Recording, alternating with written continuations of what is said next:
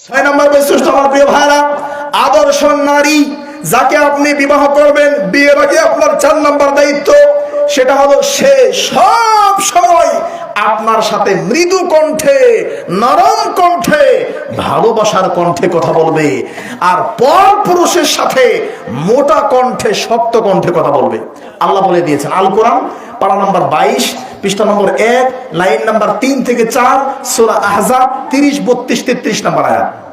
আল্লাহ সেখানে বলছেন فلا تخضعن بالقول فيطمع الذي في قلبه مرض وقلن قولا معروفا فلا تخضعن بالقول।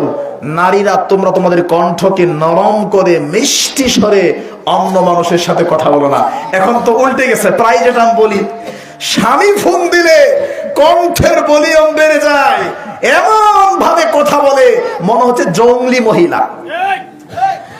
আর রং নাম্বারে ফোন আসলে গলা কয়েকবার কাশি দিয়ে, সম্ভব হলে লাল চা খেয়ে গলাকে আরো সুন্দর করে, এরপরে রং নাম্বারের ফোনটা রিসিভ করে এমন ভাবে কথা বলে বোঝা যায় আমি অবিবাহিত, এমন ভাবে কথা বলে বোঝাতে চায় আমার বয়স 16 বছর, এমন ভাবে কথা বলে বোঝাতে চাইবে অনেক সুন্দর। এটা হারাম, কবিরা গুনাহ। এই নারীদেরকে বিবাহ করা যাবে না। আমার প্রিয় ভাইরা, 5টা। এবার